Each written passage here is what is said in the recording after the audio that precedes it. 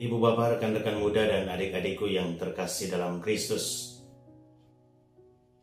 Apakah kita pernah mengetahui atau menyadari bahwa di dalam gereja Katolik ada tingkatan-tingkatan hari-hari yang dirayakan, dipestakan, dan diperingati secara khusus?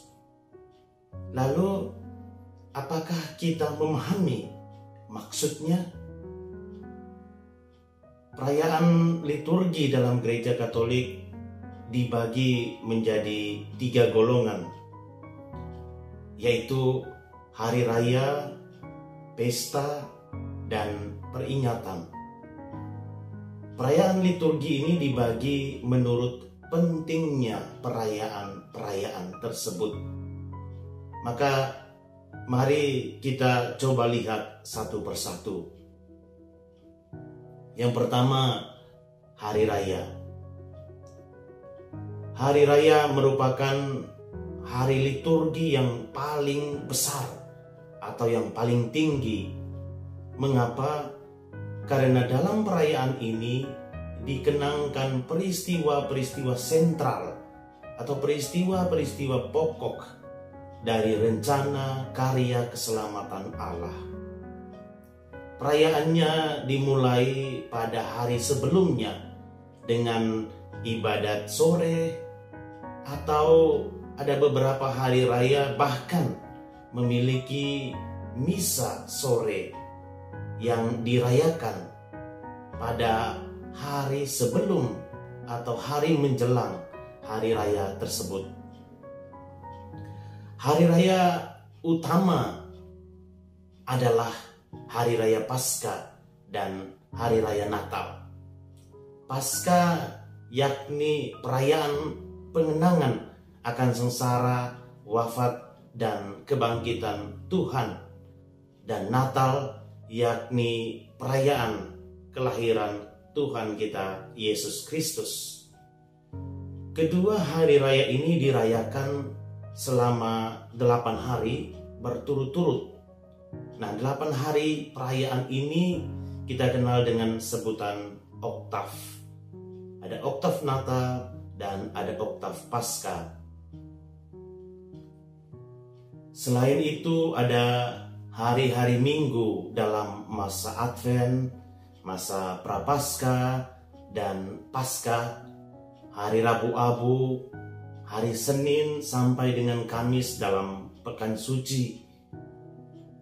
Yang ketiga adalah hari-hari raya Tuhan, misalnya penampakan Tuhan, kenaikan Tuhan, dan Pentakosta.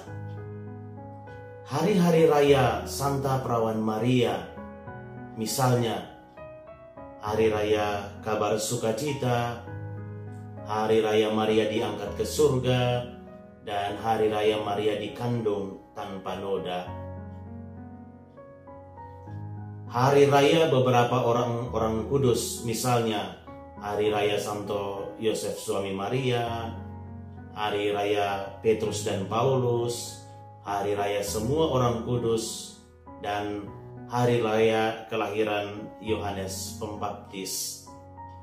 Yang keempat adalah hari-hari raya khusus seperti hari raya pelindung tempat, kota, atau daerah tertentu, hari raya pemberkatan gereja setempat, hari raya nama gereja setempat, dan hari raya nama pendiri atau pelindung sebuah tarekat atau ordo tertentu.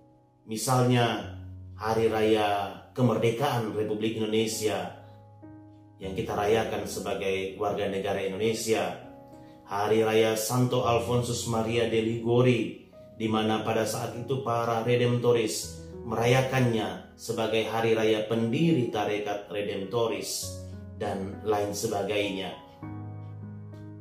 Hari pertama setiap pekan disebut hari Tuhan atau hari Minggu. Tradisi tersebut berasal dari hari kebangkitan Kristus sendiri. Oleh karena itu, hari Minggu itu begitu penting, maka perayaan tidak boleh diganti oleh suatu perayaan apapun, kecuali oleh hari raya Tuhan. Kekasan hari raya lainnya adalah adanya madah kemuliaan, adanya 3 bacaan, yaitu bacaan pertama, bacaan kedua, dan bacaan Injil. Dan yang berikut adalah didoakan juga syahadat para rasul. Tingkatan yang kedua adalah pesta.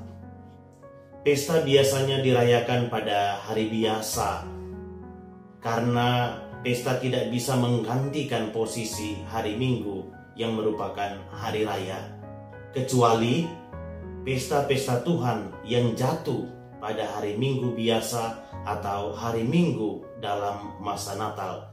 Misalnya pesta keluarga kudus dan pesta pembaptisan Tuhan. Pesta merupakan perayaan untuk memperingati hidup Yesus, Bunda Maria, para rasul, dan orang-orang kudus lainnya. Pesta digolongkan dalam beberapa bagian. Yang pertama, pesta-pesta Tuhan. Yang kedua, hari-hari Minggu dalam masa Natal. Dan yang ketiga, pesta-pesta Santa Perawan Maria dan para kudus. Dan yang keempat, pesta-pesta khusus seperti pesta pelindung utama keuskupan, pesta ulang tahun pemberkatan gereja, pesta nama pendiri atau pelindung utama sebuah tarekat atau suatu provinsi dari kongregasi. Pesta itu tidak mempunyai ibadat sore seperti hari raya. Pesta menggunakan rumusan bacaan khusus, namun hanya menggunakan 2 bacaan, yaitu bacaan pertama dan bacaan Injil. Ada madah kemuliaannya, tetapi tidak didaraskan doa syahadat para rasul. Tingkatan yang ketiga adalah peringatan. Peringatan adalah perayaan peringatan akan orang-orang kudus yang telah berjuang membela dan mempertahankan iman akan Yesus Kristus. Terbagi menjadi 2 bagian, yaitu peringatan wajib dan peringatan fakultatif. Peringatan wajib karena dirayakan di seluruh gereja, dan peringatan fakultatif karena hanya dirayakan di daerah, wilayah, atau negara tertentu saja. Perayaannya dirayakan pada hari biasa, dan peringatan wajib yang jatuh pada hari biasa dalam masa Prapaskah itu diubah menjadi peringatan fakultatif. Jika beberapa peringatan fakultatif jatuh pada tanggal atau hari yang sama, maka hanya satu saja yang boleh dirayakan, sedangkan yang lainnya ditiadakan. Selain itu, jika pada hari Sabtu dalam masa biasa, jika tidak ada sebuah peringatan wajib atau khusus di situ, dapat diadakan peringatan untuk mengenangkan Bunda Maria. Dalam tingkatan peringatan ini, rumusan bacaan yang digunakan menggunakan bacaan harian atau bacaan dari hari yang bersangkutan. Tidak ada madah kemuliaan dan juga tidak ada syahadat para rasul. Ibu bapak saudara-saudariku yang terkasih, sekali lagi pembagian tingkatan-tingkatan ini berdasarkan pentingnya perayaan itu. Pesta dan peringatan para kudus yang dirayakan gereja bermaksud pertama-tama untuk bersyukur dan mengagungkan karya penebusan Yesus Kristus.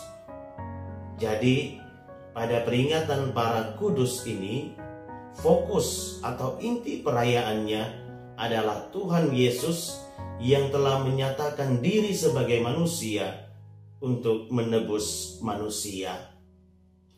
Karya penebusan Yesus itu dihidupi oleh para kudus dan menjadi teladan bagi gereja sepanjang sejarah. Selain itu, tujuan merayakan peringatan para kudus atau pesta para kudus adalah agar kita dapat meneladani cara hidup mereka yang telah bersedia mengorbankan diri demi membela dan mempertahankan iman akan Yesus Kristus. Gereja juga mengharapkan bantuan doa dari para kudus ini agar kelak kita bisa bergabung dalam barisan para kudus. Saudara-saudariku yang terkasih dalam Kristus, demikian penjelasan singkat tentang tingkatan-tingkatan perayaan dalam liturgi Gereja Katolik, yaitu hari raya, pesta, dan peringatan. Semoga penjelasan ini dapat membantu kita untuk semakin mengenal, semakin memahami, dan akhirnya menghidupi iman kita dengan baik dan benar. Tuhan memberkati.